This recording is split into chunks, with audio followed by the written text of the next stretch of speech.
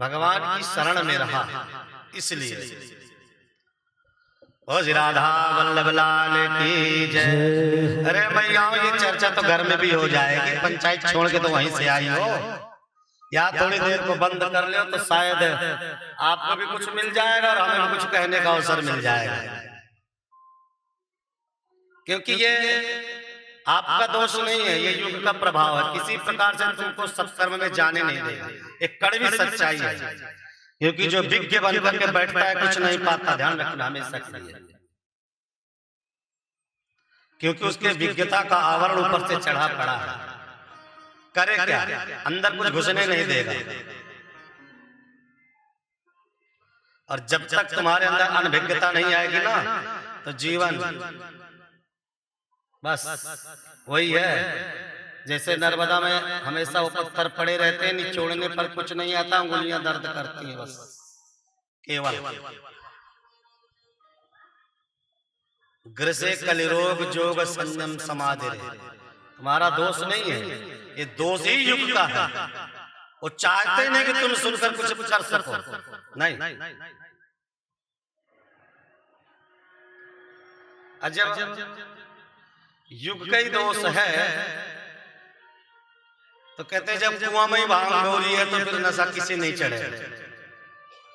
भाई किसी एक बाल्टी में हमने भांग घोली और एक एक गिलास सबको दे रहे हैं, उस बाल्टी का जल जो पिएगा उसी को नशा हो।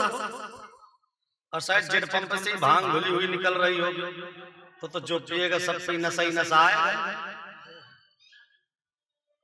तो भैया उस जेट पंप को छोड़ करके कभी कभी अवसर ये भागवती गंगा का जल मिलता है। इसीलिए प्रथम ही बता दिए हैं, दो ही लोगों को प्रेषित किया, तीसरे का नाम नहीं लिया। कौन कौन हमने बताया है, विशेष रूप से बताया। कोई एक व्यक्ति नाम बता देगा तो हम समझ जाएंगे उसने कथा सुनी। किस किस को आमंत्रित किया है इस रसपान करने के लिए नहीं पता, पता ही नहीं। उसका यही कारण है। ठीक है, चल रहा है सब, आनंद लो और चलो। भजन बहुत बढ़िया गा लेते हमारे वादक भैया, लगाओ ठुमका चलो।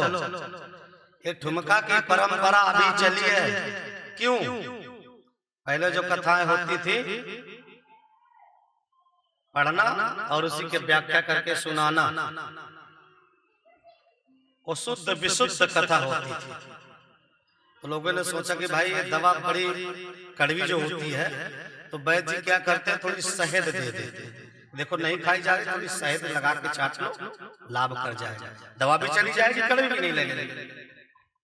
तो उस कथा में संगीत का शहद लगा दिया कि भाई किंचित मन ऊब है तो थोड़ा संगीत का शहद चाट लो ताकि ये दवा भी आप प्राप्त कर लो, कड़वी भी न लगे।